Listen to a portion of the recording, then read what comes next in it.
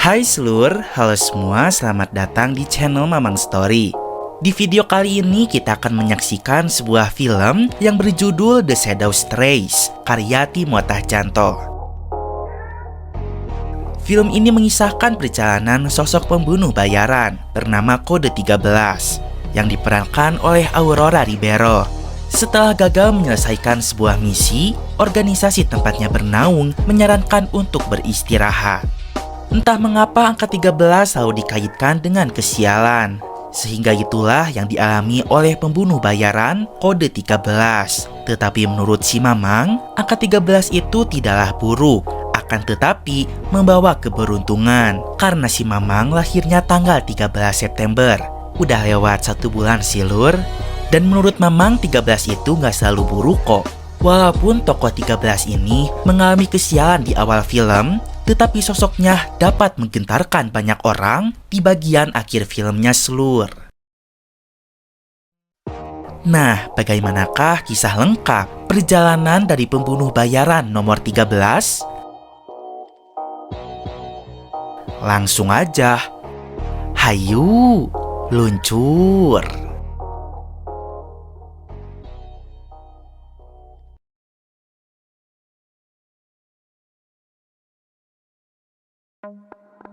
Film ini menceritakan tentang sebuah organisasi rahasia, kumpulan para pembunuh bayaran. Mereka adalah The Shadow atau bayangan. Semua anggotanya dipanggil dengan sebutan kode angka. Kemudian kisah berfokus dengan tokoh nomor 13, pembunuh berdarah dingin yang tak segan menghabisi targetnya. Saat itu, Shadow 13 diperintah untuk menghabisi sebuah klan mafia Jepang. Ketika pimpinan Yakuza berduaan dengan wanita penghibur, nomor 13 seketika muncul, kemudian menebasnya. Mika.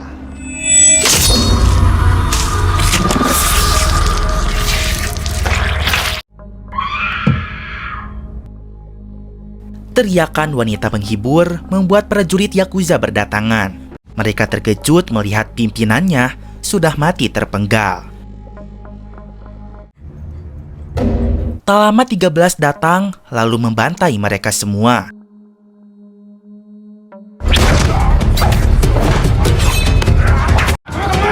Nahas, anggota Yakuza itu jumlahnya sangat banyak, membuat nomor 13 menjadi kewalahan.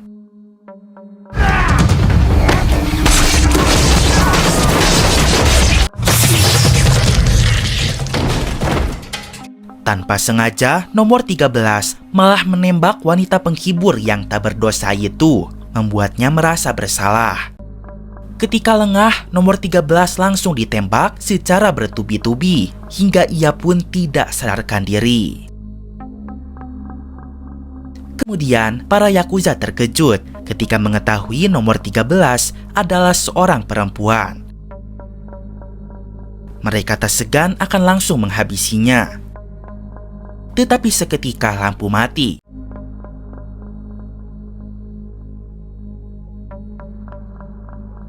Tidak lama, datanglah sosok berseragam hitam, menyerang para Yakuza.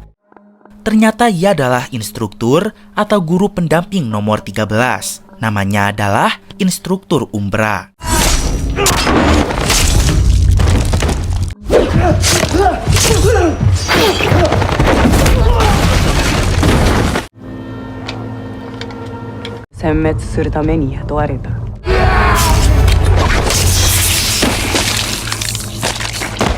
Pada akhirnya, Umbra berhasil melenyapkan para Yakuza itu dan menolong Shadow nomor 13.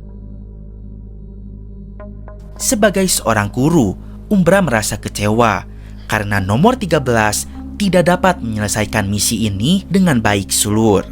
Umbra jadi kurang percaya jika 13 menangani misi pembunuhan yang lain-lainnya. Aku meragukan kamu untuk misi-misi selanjutnya. Umbra ingin 13 pulang ke Indonesia dan melatih jiwa psikologinya. Sementara itu, Umbra akan menemani pimpinan untuk menjalankan misi di negara Kamboja. Pada akhirnya, Nomor 13 dipulangkan ke Indonesia dan berpisah dengan instruktur umrah untuk sementara waktu. Keesokan harinya, nomor 13 sudah berada di negara Indonesia. Ia diletakkan di sebuah rumah susun yang kumuh. 13 diperintah untuk minum pil yang telah diberikan supaya staminanya semakin kuat. Ketika bangun tidur, 13 langsung latihan fisik. Setelah itu ia pun pergi mandi. Lalu 13 menaiki moge alias motor gede untuk pergi ke sebuah tempat. 13 pun berhenti di sebuah bangunan kosong yang mana di dalamnya terdapat sebuah telepon. Telepon itu adalah alat komunikasi untuk para shadow dengan pimpinan organisasi. Saat itu, customer service yang mengangkat teleponnya. Sebutkan kodemu, operator. 13. 13 bertanya kapan ia bisa melaksanakan misi pembunuhan lagi. Namun 13 disuruh untuk menunggu saja sampai dikabari oleh pusat. Kemudian 13 pulang ke rumah susun kembali. Saat di tangga ia melihat seorang anak yang bernama Monji tengah membopong ibunya yang sempoyongan bernama Asti. Tiba-tiba Asti muntah di sana, lalu Monji mengelapnya dengan kaos miliknya.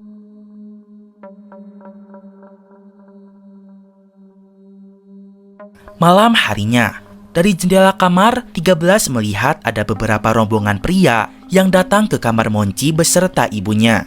Rombongan itu dipimpin oleh jagoan yang bernama Haga. Alasan Haga datang ke sana karena ia disuruh oleh atasannya, yaitu Ariel, untuk menghabisi Asti, ibunya Monji. Namun saat itu 13 tidak mengetahui jika Asti akan dibunuh. Dalam tidurnya, 13 selalu bermimpi kenangan buruk di masa kecilnya. Seketika 13 terbangun dan hari sudah pagi. Setelah itu 13 melihat ada keramaian di kamar sebelah. Ternyata Asti, ibunya Monji, ditemukan meninggal di dalam kamarnya. Ia dibunuh oleh Haga serta rombongannya saat malam kemarin. Monji menangis histeris melihat jenazah ibunya dibawa untuk dimakamkan. Saat itu ada seorang polisi yang mengamankan keadaan. Namanya adalah Prasetyo. Dia menyuruh Monji agar sabar, lalu kabari saja dirinya jika butuh sesuatu. Setelahnya 13 segera menuju bangunan kosong itu lagi untuk menanyakan apakah ada misi yang harus ia jalankan. Namun sayang sampai saat ini 13 belum diberikan kepercayaan lagi untuk menjadi pembunuh bayaran. Operator 13, Anda ditugaskan menunggu sampai pemberitahuan selanjutnya. Sampai kapan? Ternyata seorang nomor 13 makan bakso juga selur. Tak lama Monji datang. Nggak dimakan, Kak. Kalau nggak dimakan buat aku aja. Ia lapar dan minta bakso milik 13, sebab dari tadi 13 tidak memakannya. Tak dapat dipungkiri, Monji sangat bersedih atas kematian ibunya. Sebenarnya ia belum siap ditinggalkan. Ia masih ingin berbakti kepada ibunya. Walaupun semasa hidup, ibunya selalu menjengkelkan. 13 pun mengetahui jika Monji akan balas dendam kepada Haga serta pasukannya karena membawa sebilah pisau di belakang celananya. 13 tidak menyarankan hal itu. Lebih baik Monji tidak membuat masalah yang baru. 13 lalu mengajak Monji ke makam ibunya karena ia mengetahui Monji ingin mengucapkan kata-kata yang terakhir kalinya untuk sang ibu. Sesampainya di kuburan, Monji kemudian mendekati makam ibunya. Lalu ia mengucapkan kata-kata terakhir yang tak sempat ia sampaikan. Maafin Monji. Monji masih pengen sama mama. Monji masih pengen sama mama. Setelah Monji merasa tenang, mereka lalu pulang ke rumah susun lagi. Monji sangat berterima kasih kepada 13. Dan 13 pun baru pertama kali dalam hidupnya mempunyai teman seperti ini. Monji bertanya siapa nama nomor 13. 13 menjawab, besok jika mereka masih berteman, Monji akan mengetahui siapa nama dirinya. Keesokan harinya, 13 terbangun setelah bermimpi buruk tentang ibunya lagi. Seperti biasa dia minum pil, latihan fisik, lalu mandi. Setelah mandi, 13 melihat kertas di dekat celah pintu. Kertas itu adalah gambaran Monci yang dimana mereka berdua tengah naik motor saat malam kemarin. Lalu ada ucapan terima kasih. 13 segera mencari Monci ke kamarnya. Namun di hari itu suasana tampak sepi. Monji, Ternyata Monci tidak ada di kamarnya. Tidak lama kemudian, ada orang masuk ke kamar Monci juga. Dia adalah pria yang bernama Jackie. Jackie merupakan kaki tangan dari Haga. Ia diperintah untuk mencari barang-barang milik Haga yang sempat tertinggal di kamar milik Monci saat kemarin membunuh Asti. Pokoknya Haga tidak mau jejak kriminalnya ditemukan oleh siapapun, apalagi polisi. Jackie lalu menemukan barang-barang milik Haga di dalam kamar mandi, serta beberapa narkoboy di sana. Kemudian, 13 datang menghampiri Jackie yang sedang sakau. Namun Jackie mengancam 13 dengan sebuah pisau kecil. Jackie kira 13 akan takut dengan hal itu. Tetapi ia salah besar. 13 bukanlah wanita biasa. Jackie pun berujung dilawan balik hingga tak berkutik lagi. Hari itu 13 pun ingin Jackie mempertemukannya dengan sosok Haga. Ia yakin pasti Monci diculik oleh Haga. Akhirnya 13 diantar oleh Jackie ke kediaman Haga. Jackie berkata 13 jangan main-main karena Haga bukan orang sembarangan. Apalagi Haga juga punya dua kenalan yang sangat berbahaya. Jadi Slur, sejak dulu Haga punya dua teman, yaitu seorang polisi bernama Prasetyo dan juga anak calon gubernur yang bernama Ariel. Dari dulu mereka selalu bersama-sama, bahkan menjadi bangsat pun secara bersama-sama. Mereka sering memperkaos satu perempuan secara ramai-ramai. Dan salah satu contohnya adalah Asti, ibunya Monci. Pokoknya power mereka itu kuat-kuat Slur. Jadi Jackie harap 13 jangan punya masalah dengan salah satu di antara mereka. Akhirnya mereka pun sampai di sebuah tempat yang bernama Moon Rose. Di sana adalah tempatnya dugem, mabuk-mabukan, dan bersenang-senang dengan wanita bayaran. Dan tempat itu adalah milik Haga Slur. Jackie dan 13 masuk ke dalam tempat maksiat itu. Di sana Jackie memberitahukan tentang sosok Soriah. Dia adalah kembaran Haga. Saat itu Soriah sedang mengobrol dengan pria bernama Kabil. Soriah disuruh oleh Ariel yang merupakan anaknya calon gubernur untuk menjualkan produk narkoboy kepada si Kabil. Karena Kabil adalah seorang miliarder. Dan ternyata Ariel serta bapaknya Pak Sumitro yang merupakan calon gubernur itu adalah bandar narkoboy. Setelah Soriah dan Kabil selesai mengobrol, Jackie kemudian membawa 13 ke hadapannya. Jackie berkata 13 ada perlu dengan Haga. Mendengar itu Soriah pun meminta 13 untuk menunggu sebentar. Lalu ia pergi ke ruangan Haga. 13 menunggu sendirian. Tanpa sengaja ia melihat rekaman CCTV. Di sana 13 melihat rekaman saat malam kemarin. Ternyata Monci datang ke tempat ini sambil membawa pisaunya. Yang ternyata dia bersikeras ingin balas dendam kepada Haga atas kematian ibunya. Ternyata Monci tidaklah diculik, melainkan datang sendiri untuk balas dendam. Namun nahas Monci hanyalah bocah cilik. Terlihat pada kamera CCTV, ia tertangkap oleh Haga. Lalu Haga menyerahkan Monci kepada sahabatnya yang polisi itu, si Prasetyo, untuk mengamankannya.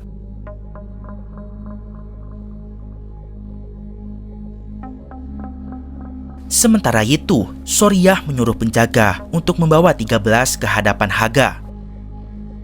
Ketika itu, 13 pun malah menyerang penjaganya.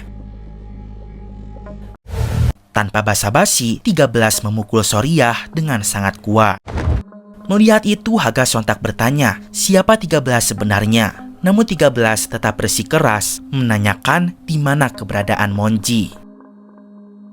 Lalu 13 melihat pisau milik Monci ada di sana. Setelah itu terjadilah pertarungan sengit di antara mereka.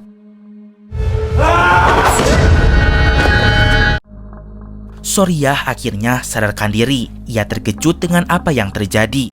Perempuan pendiam itu tiba-tiba membuat onar di tempatnya. Soriah akan segera menembak 13. Namun peluru itu malah menembak Haga, kembarannya sendiri.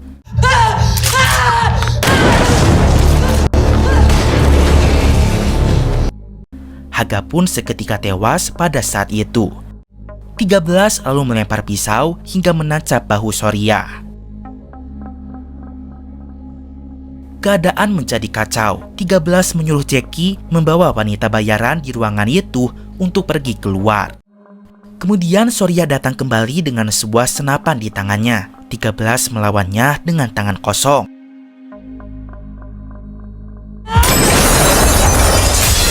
Namun tak lama perkelahian mereka pun terhenti karena terdengar suara sirine polisi. Jackie berteriak agar 13 ikut bersamanya. Lalu setelahnya 13 pergi melarikan diri bersama Jackie. Di pertengahan jalan, Jackie marah besar selur. 13 telah membuat onar, apalagi sampai membunuh Haga. Pasti semua orang akan menyangka jika dirinya bekerja sama dengan 13. Lalu Jackie menurunkan 13 di pinggir jalan karena ia tak mau punya hubungan lagi dengannya, supaya ia tidak terseret lebih jauh ke dalam jurang bahaya. Sementara itu, Prasetyo sudah mengetahui kematian Haga. Ia pun bersedih akan hal itu. Prasetyo melaporkan kematian Haga kepada Ariel. Menurut Soriah, Haga dibunuh oleh perempuan misterius yang dibawa oleh Jackie. Dan motif mereka melakukan kekacauan di sini karena mencari Monci, anaknya Asti. Bapaknya Ariel yaitu Pak Sumitro yang merupakan calon gubernur Jakarta mengetahui semua kekacauan itu. Bapak tidak ingin namanya tercemar hanya karena kelakuan bodoh Ariel. Bisa-bisa ia gagal naik menjadi gubernur. Selesaikan semuanya. Sementara itu, ternyata Monci ada di rumah Ariel. Karena kemarin Prasetyo sempat memberikannya kepada Ariel. Monci pun tidak suka kepada Ariel karena Ariel lah otak dari pembunuhan ibunya. Lalu ia pun seketika meludah kepada Ariel.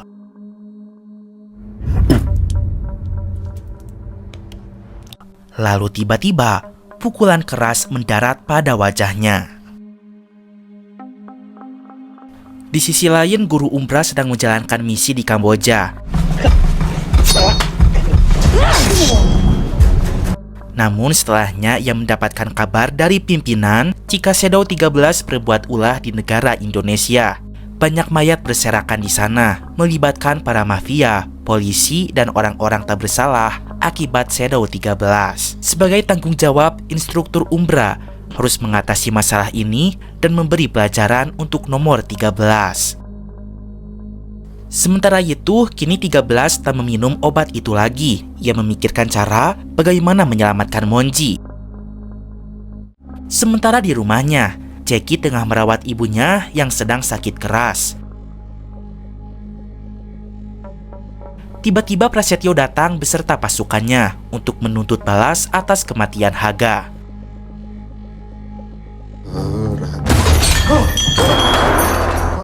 Pras bertanya siapa perempuan yang telah membuat onar dan membuat Haga mati. Jackie menjawab dengan ketakutan jika ia pun tidak tahu siapa perempuan itu.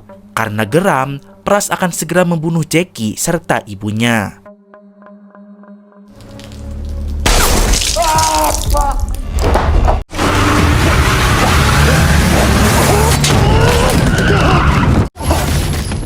Beruntung tak lama 13 datang sebagai penyelamat.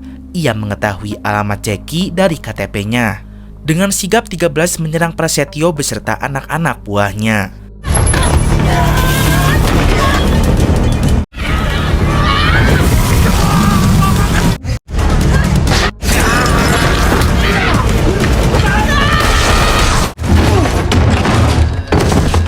Saat Prasetyo terpojok, 13 akan segera membunuhnya.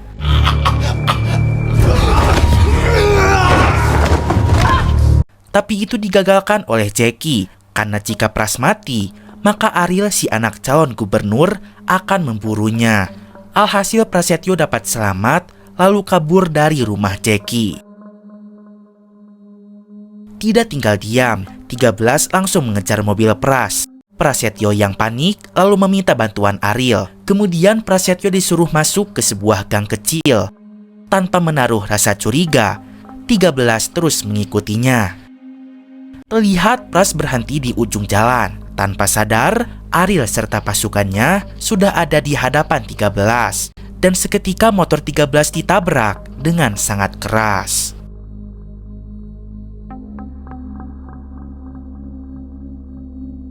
Prasetyo sangat geram kepada 13 dan akan segera menghabisinya.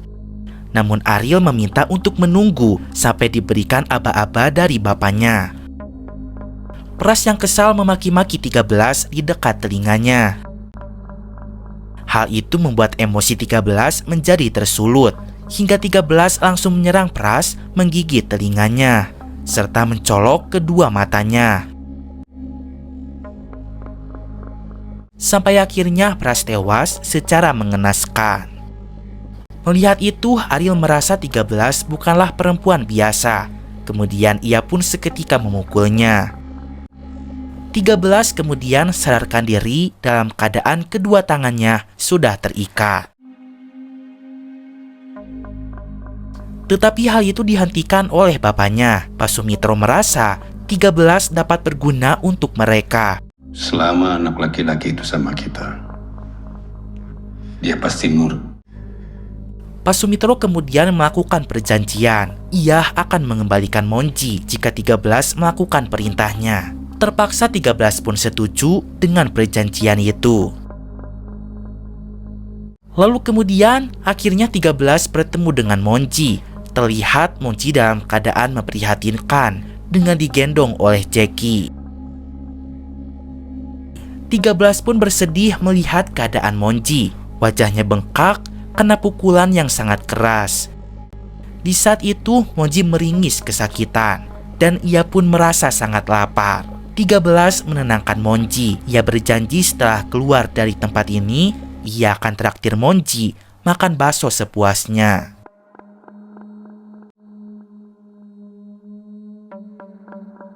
Keesokan harinya, 13 dibawa untuk transaksi narkoboy dengan Kabil. Pak Sumitro akan menjual banyak sabu kepada Kabil karena ia sedang butuh banyak uang untuk biaya kampanyenya.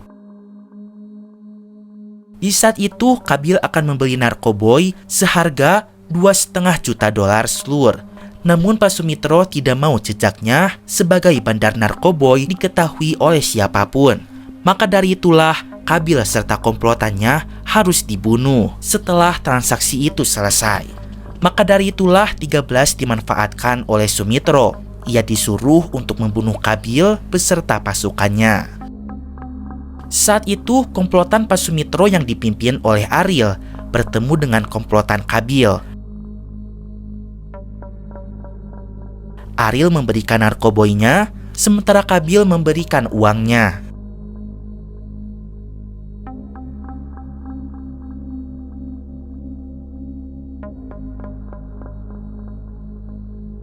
Setelah itu, Ariel menyuruh 13 untuk segera membunuh Kabil. Jika 13 menolak, maka Monji akan dibunuh. Namun sebelum itu, nahas Monji tak dapat bertahan lebih lama. Kondisinya sudah sangat parah, sehingga meregang nyawa di dalam mobil. Jackie yang melihat itu lalu berusaha memberitahu 13 apabila Monji sudah mati. Mati, Monji, Monji. Lalu pada akhirnya 13 mengetahui jika Monji telah mati. Di saat itu 13 seketika oleng. Lalu Kabil mengetahui 13 membawa pistol di belakang tangannya.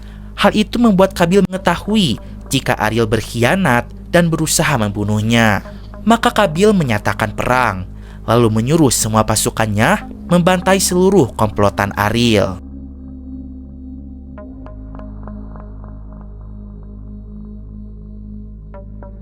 Di sisi lain, Jackie pun terpojok.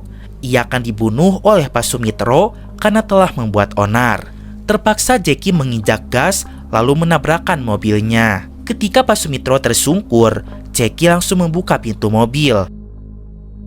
Alhasil pasukan Kabil melihat Pak Sumitro. Tanpa basa-basi, mereka langsung menembaknya.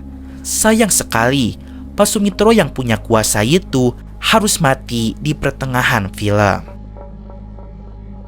Pasukan Ariel dan Kabil terus berkelahi slur, saling membunuh satu sama lain. Ariel sangat geram atas kematian bapaknya.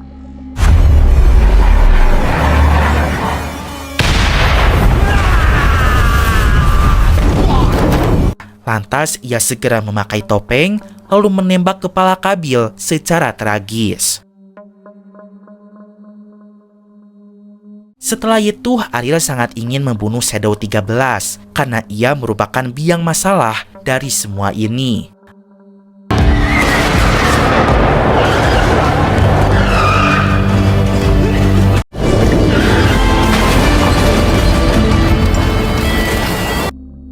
Alih-alih membunuh, Ariel malah berujung dibunuh dan tewas dengan mengenaskan di tangan 13.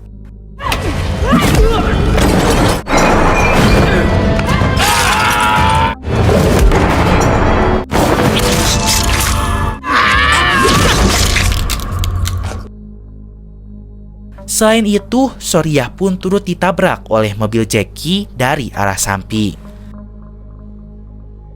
Akhirnya semua pasukan dari dua kubu itu tewas semuanya. Hanya 13 dan Jackie saja yang dapat selamat dan pergi dari sana. Beruntung mayat Monji masih ada bersama mereka dan akan segera dikuburkan. Namun saat di pertengahan jalan, tiba-tiba ada sebuah mobil yang menabrak mereka dari arah samping.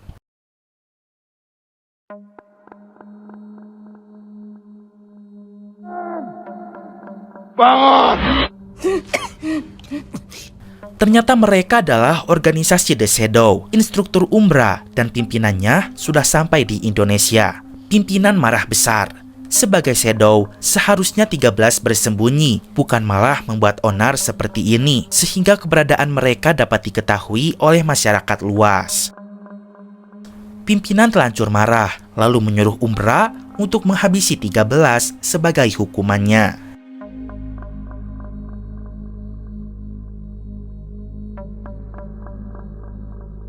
Jackie tak akan membiarkan 13 tertembak, lalu segera menyelamatkannya.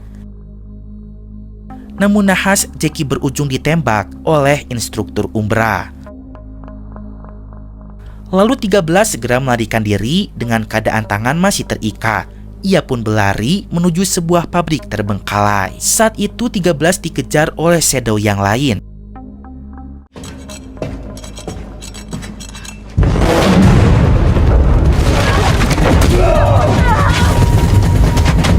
Namun ia dapat melawan dan membunuh Shadow itu.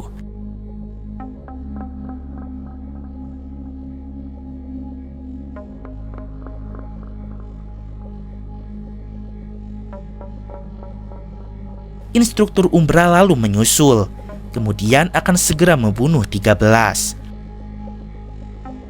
Dengan segala upaya, 13 pun dapat berhasil menghindar lalu bersembunyi.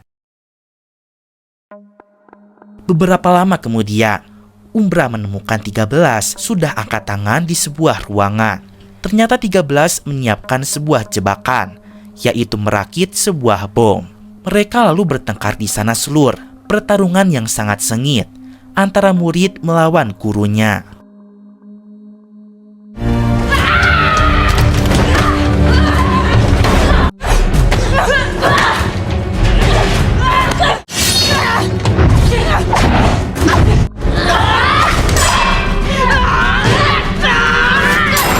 Umbra bertanya, mengapa 13 melakukan semua ini? 13 menjawab, jika semuanya harus segera berakhir. Nahas, jari tangan Umbra harus putus karena tebasan pedang slur. Kemarahan Umbra tak terbendung lagi, lalu ia pun menghajar muridnya itu.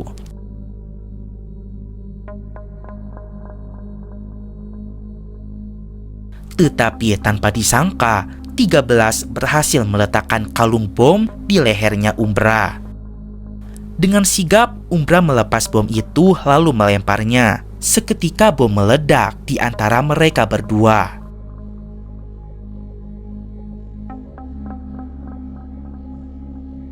Setelah kejadian itu, keadaan Umbra sangat lemah. Ini adalah kesempatan 13 untuk menghabisi Umbra.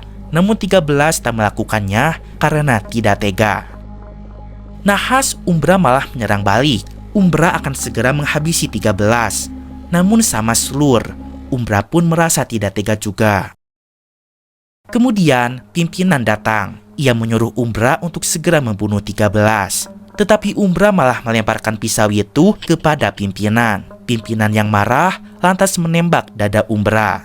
Namun seketika 13 menembakkan senapan secara bertubi-tubi ke arah pimpinan, hingga akhirnya tewas seketika.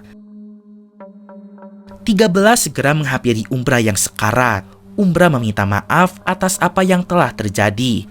Lalu Umbra menceritakan kejadian di masa lalu, yang sebenarnya nama asli 13 itu adalah Nomi. Saat dulu, Ibu Nomi mati dibunuh dalam sebuah peristiwa yang tidak dijelaskan di dalam film. Dan pembunuhnya ternyata adalah Umbra yang tampaknya sedang menjalankan tugasnya sebagai seorang pembunuh bayaran. Kemudian Umbra melihat bahwa korban yang dibunuhnya itu memiliki anak kecil yang ternyata itu adalah Nomi.